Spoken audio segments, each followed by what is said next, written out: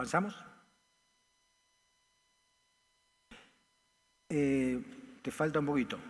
Donald Winnicott, psicoanalista inglés,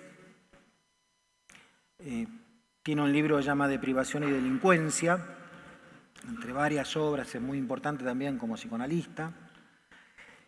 Es alguien para escuchar porque él tuvo a su cargo una experiencia muy particular, que fue que él le encomendaron organizar el cuidado de los niños, los miles y miles de niños y adolescentes que fueron sacados de Londres cuando empezaron los bombardeos nazis en Londres. Fueron todos enviados a castillos, lugares que estaban alrededor y lejos de Londres, pero claro, había que ver qué se hacía con esos chicos que se los sacaba de su casa. Eso es el tema de la deprivación. Y él tiene entonces una gran experiencia en el trabajo con adolescentes. Por eso, viene bien que lo escuchemos cuando veamos la frase siguiente, que nos dice Winnicott. ¿La leen? La leo, si no. Es un tremendo error dejar que los jóvenes realicen conductas antisociales, el doctor nos decía disociales, sin aplicarles alguna sanción, porque se los deja en manos de una culpa interior devoradora, sin posibilidad de reparación.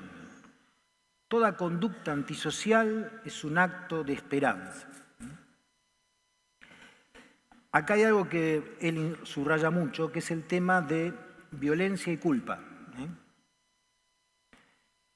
El ejercer violencia, por supuesto que hace daño a los demás, pero la herida profunda al sujeto que ejerce violencia es una profunda culpa.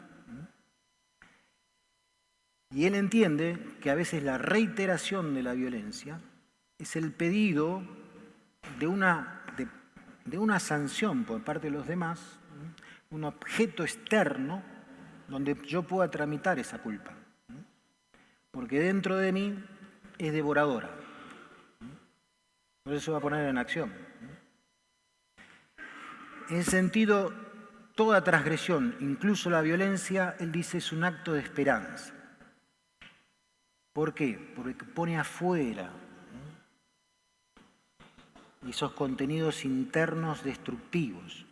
Y lo pone afuera con doble esperanza. Una es ser visto, al menos con la transgresión.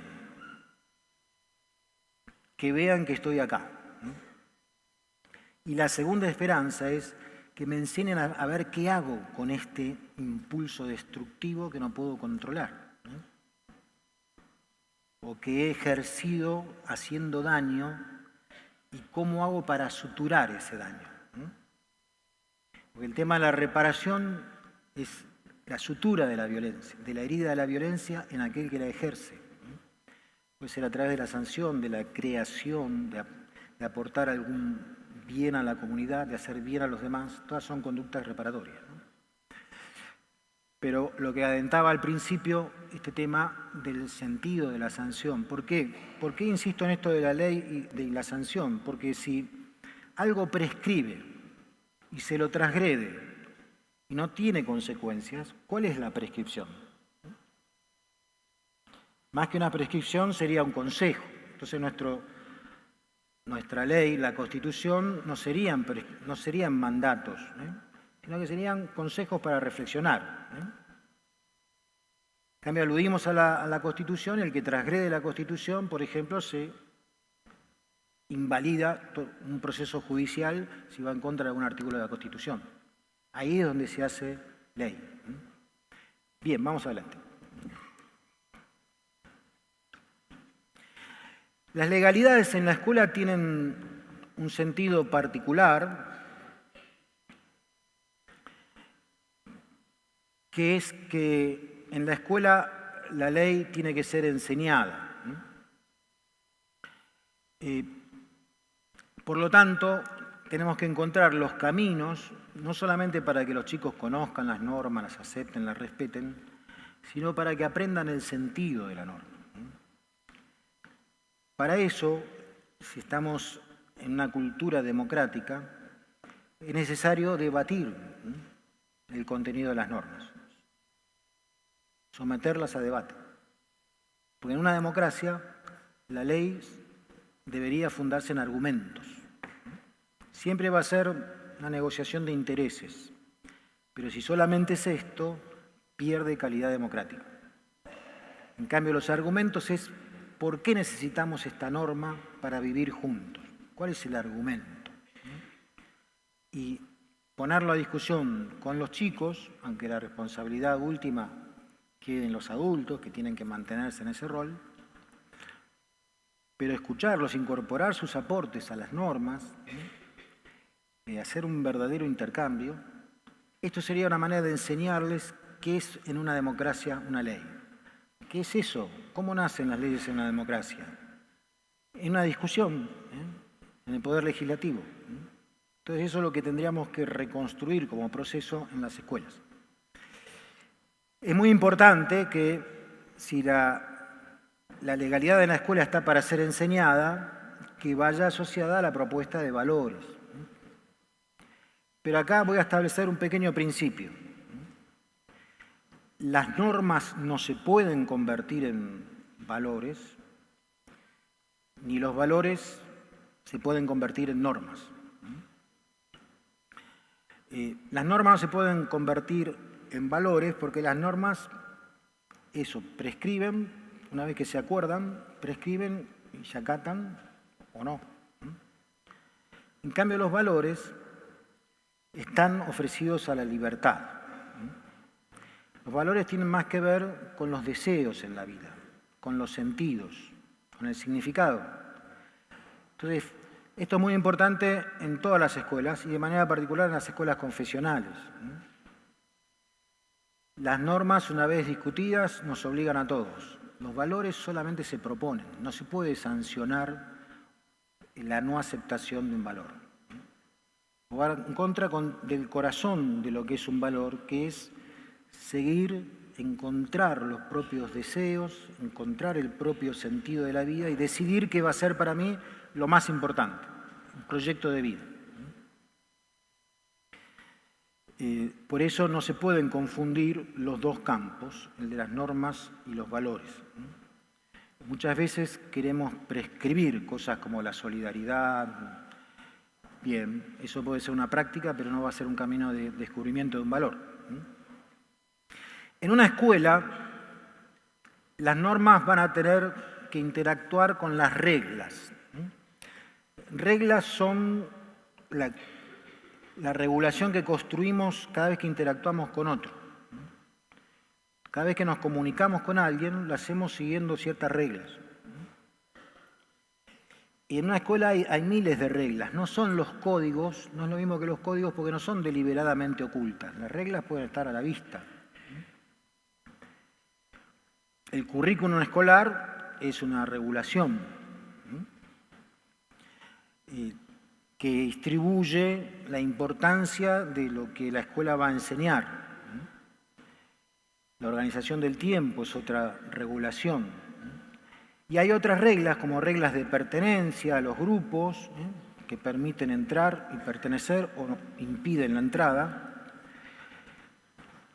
Y están también las prácticas, la regulación no legalizada que establecen las prácticas profesionales. Esas secuencias en las que se organiza el trabajo profesional y que se van convirtiendo en un hábito de trabajo, no en el sentido fuerte de Bourdieu, sino en el sentido más común.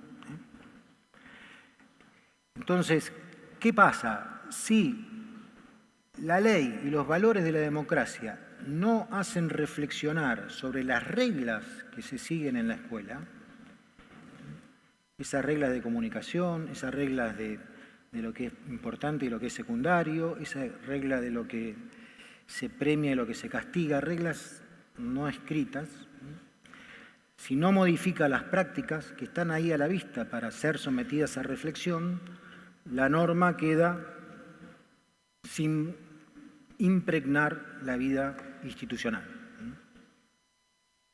¿Seguimos? Bien. Y ya concluyendo, porque parece que hay alguna otra cosa que quería decirles. Pero vamos a cerrar así. Cuando apelamos a la presencia de la legalidad en la escuela, estamos interpelando al docente en un doble rol. Primero el rol como docente, porque estamos diciendo, enseñemos el significado de la ley en una democracia.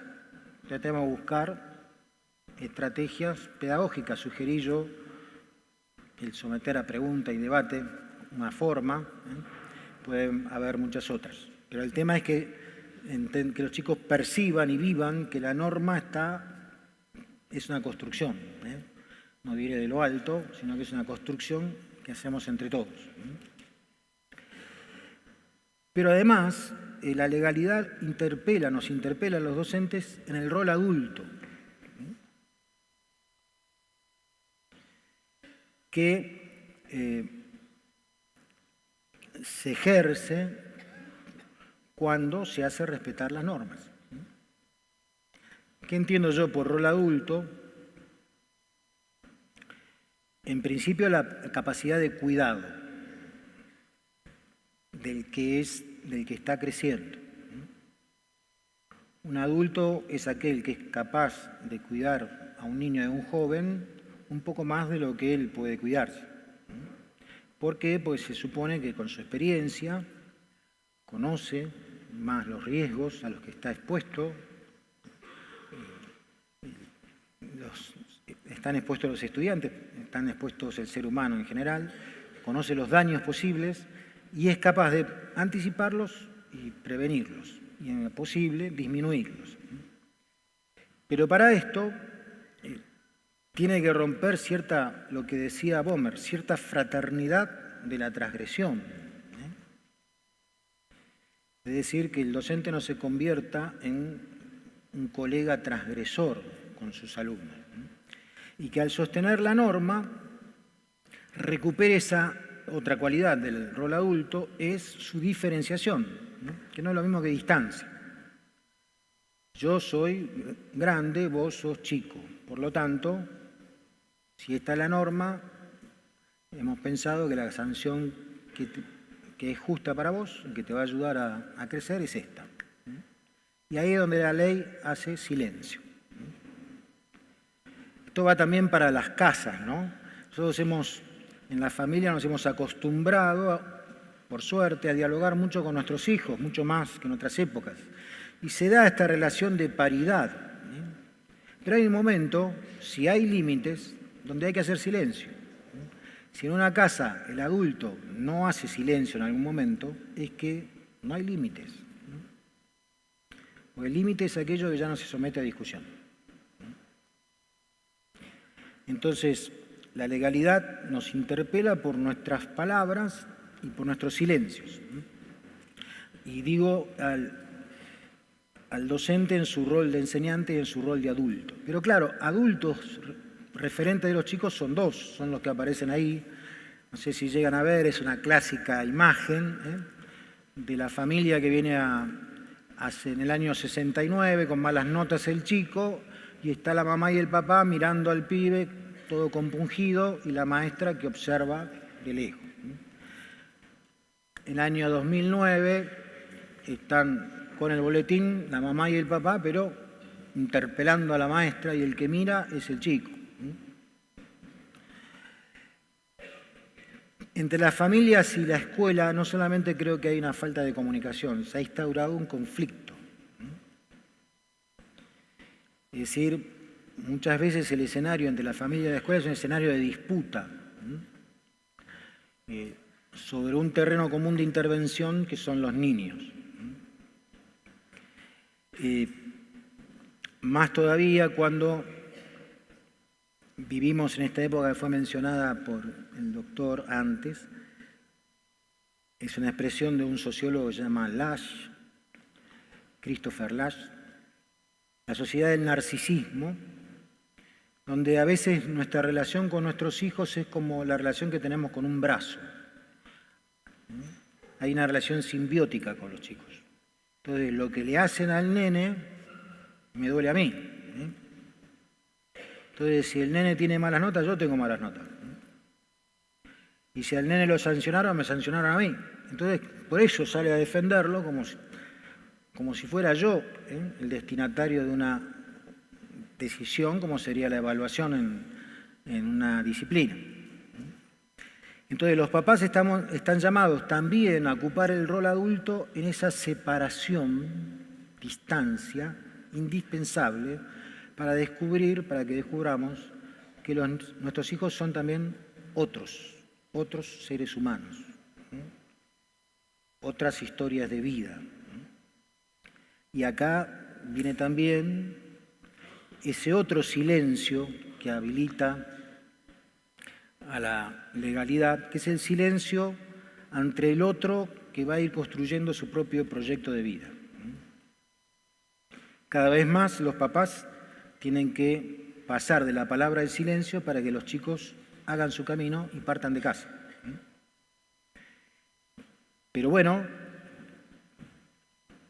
si necesitamos un rol adulto que sostenga la legalidad en la escuela, necesitamos que haya una confluencia entre las familias y la escuela en ese rol adulto. Creo que esto se complementa de los dos lados. Los docentes comprendiendo lo que sienten ellos por sus hijos, cuando no son docentes, digamos. Es decir, cuando le hablamos a un papá de su hijo, no estamos hablando de cualquiera. No es para él un alumno más, es su hijo. Cualquier cosa que digamos, buena o mala, ahí el eco se potencia por 1000. Es escuchado de una manera casi ensordecedora, porque estamos hablando del ser que más ama en su vida. Y eso a veces los docentes no lo comprendemos porque para nosotros es un alumno más, en el buen sentido. Es un alumno entre otros 35, otros 25, otros 15. Del lado de los papás lo que necesitan es eso, entender que su hijo es un chico entre otros chicos. Que en la escuela ya no es el sol de mi vida, la luz de mis ojos. En la escuela es otro pibe más. Y lo bueno que lo vean así, porque entonces van a descubrir que los problemas que tienen son problemas de pibes, que no le pasa solo a su hijo, lo pueden ver hacer esa distancia necesaria para habilitar a los chicos como otros, como personas, como iguales a nosotros. Entonces, ahí yo creo que está el cruce que se hace difícil.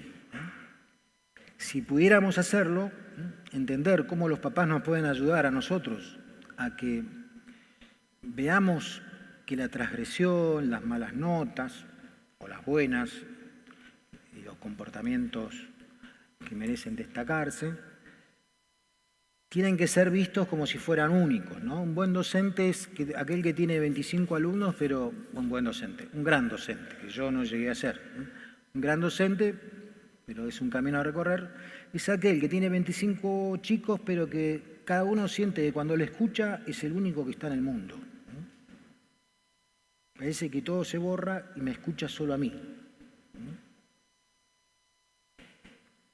Bueno, eso es lo que querría un papá, que lo veamos a cada uno en su valor. Les cuento una anécdota y con esto termino. Estaba haciendo una investigación en una zona muy castigada de la ciudad de Buenos Aires, una escuela metida ahí en el barrio. Y bueno, estaba tomando notas, entrevistando a la directora. Hay dos cosas que rescato que siempre me quedaron del diálogo con ella. Primero, yo estaba hablando con ella y entra un preceptor, muy ligado a la charla anterior. El preceptor le dice, encontré a fulanito y menganito y se habían fumado un porro, los dos se habían fumado un porro en el baño. Yo sentí olor cuando pasé por el baño y después hablé con ella y me reconocieron que habían estado fumando. Y seguía explicando y la directora le dice, bueno, ellos ya saben, ellos reconocieron que estaban fumando marihuana en la escuela, ya saben, si tienen que ir, que vuelvan con la mamá o con el papá, con alguien de la casa y tienen un día de suspensión. Y el preceptor seguía explicando. Y la directora, no hay nada más que explicar. Ya saben, ellos ya saben eso. Bueno, nos parecerá a lo mejor un comportamiento autoritario. ¿Saben cómo, cuando yo la conocí, porque es una escuela maravillosa, trabajan con chicos con muchas dificultades sociales, ¿no? De integración social.